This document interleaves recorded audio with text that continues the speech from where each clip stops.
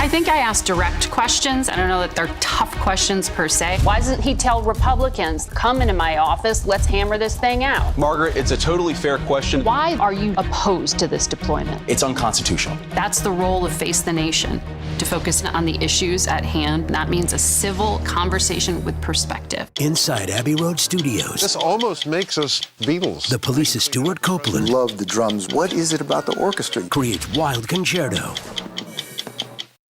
Look at that. I'm Tony. I work for CBS. To tell the story. I'm Tony DeCoppel, live from one of the many cities in this region under fire. You have to be there, seeing it firsthand. We have a team of correspondents across the Middle East and at the White House. I called President Trump to talk about his latest thinking. Missiles coming in, and there's another one. You can see how empty the streets are. You heard the explosion? The CBS Evening News with Tony DeCoppel. Weeknights. First day of a new week, and we're watching the war with Iran. Plans for U.S. leaders to travel to Pakistan for a second round of talks with Iranian leaders are off, at least for now. Here's President Donald Trump speaking on that over the weekend. You probably heard that we canceled the trip. We have all the cards. We're not going to spend 15 hours in airplanes all the time going back and forth to be giving a document that was not good enough. And so we'll deal by telephone, and they can call us anytime they want. Again, we have all the cards. They have no military left, practically. They have no leaders left. We don't know who the leaders are. Sources now tell CBS News Iran offered a deal to reopen the Strait of Hormuz if the U.S. drops its military blockade of Iranian ports. So let's pick up from there. CBS News senior national security correspondent Charlie D'Agata joins us live from Tel Aviv, Israel. Charlie, good to see you. So what does this offer mean for the prospects of a lasting deal, and how seriously does Washington take it? Yeah, so it's really important the way the Iranians have framed this, essentially saying, look, we'll stop our blockade when you stop yours. But unfortunately, we're at a standstill right now, diplomatically and a standoff at sea. There had been some hope over the weekend of a breakthrough when Iran's foreign minister, Abbas Araghchi, traveled to Pakistan, as you said, for what looked like a resumption of talks. But then President Trump pulled back U.S. envoys, Steve Witkoff and Jared Kushner, and then saying, as you just played that clip, if Iran wants to talk to us, they can pick up the phone and call. Araghchi had visited Moscow today, military helicopters still flying here, and blamed the impasse squarely on Washington. So it seems the central issue in terms of negotiations has to do with Iran's nuclear program and what to do with their stockpiles of enriched uranium. Meanwhile, in and around the Strait of Hormuz, Iran still has that stranglehold, and they're only allowing certain ships to come through. And again, demanding that the U.S. ends its own blockade even before they start discussing further details. And over the weekend, we learned from U.S. military officials, I know there's a lot happening in D.C., from CENTCOM, they announced that they had intercepted another ship that was part of a shadow fleet that was transporting sanctioned Iranian oil and gas, they say. And at last count, at least on Saturday, 37 ships have been redirected, in their words, either coming from Iranian ports or headed to those Iranian ports. Well, and I'm also interested, Charlie, from your vantage point there in Tel Aviv, your comments on this reporting. Israeli strikes pounding Lebanon despite what a lot of people feel is a very tenuous ceasefire agreement that's on the bubble. Lebanon says strikes killed 14 yesterday alone. Are there any negotiations between Israel and Hezbollah, which we know is a proxy for Iran? Honestly, Reed, not direct negotiations. And that is really key to what's going on here. So the conversations that are taking place and the ceasefire that's in place is between Israel and Lebanon. So volatile is a good way to describe it. This morning, the Israeli army said it had begun to strike Hezbollah targets, despite that 3-week ceasefire that's supposedly in place.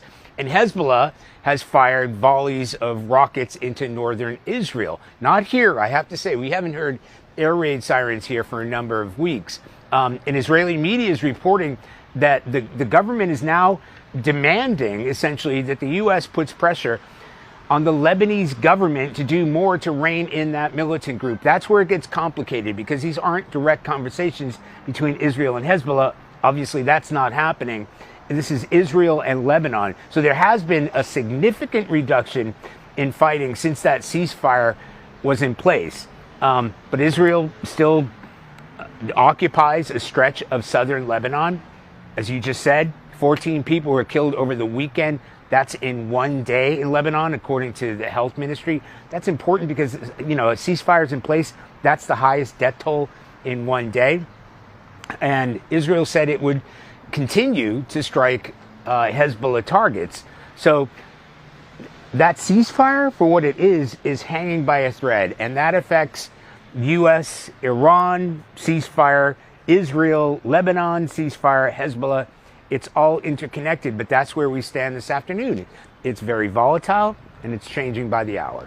Charlie D'Agata there to track those changes as they happen live from Tel Aviv. Thank you so much. Be safe, friend. Live now to global affairs analyst and senior fellow at the Atlantic Council. We're talking about Michael Bociurkiw. Always glad to have you on CBS News 24/7. So you've been reporting specifically from the Armenian border with Iran. What is the significance of that very crucial part as the border is with Iran?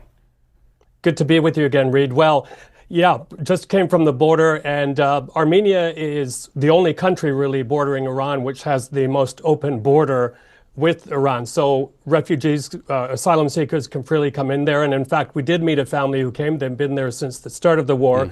They said they were too afraid to stay in Iran, even though the north is mostly quiet for now.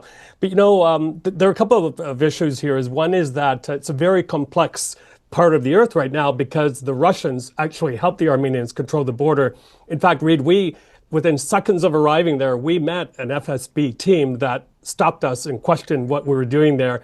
That was a bit of a shocker. But the other thing is, if things worsen in Iran, there could be an influx of refugees into Armenia. This is only a country of 2 million people, and recently they've just took in 120,000 of their own people from Azerbaijan on that peace deal.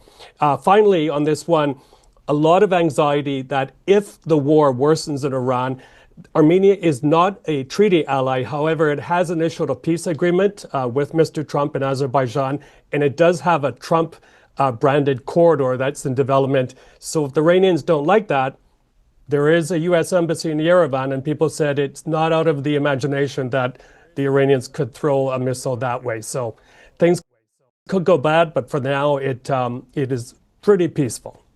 All right, Michael Bociurkiw, thank you so much for being with us today. Meanwhile, a group of budget airlines are making headlines today. They're asking the Trump administration for a relief plan. They're dealing with the rising cost.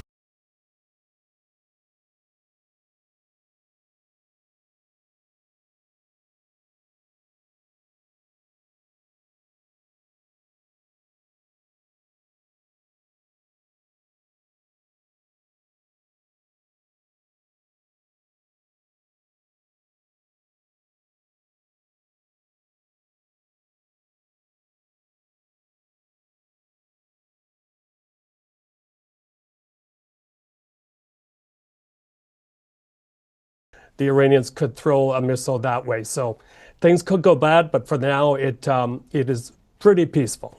All right, Michael Bociurkiw, thank you so much for being with us today. Meanwhile, a group of budget airlines are making headlines today. They're asking the Trump administration for a relief plan. They're dealing with the rising cost.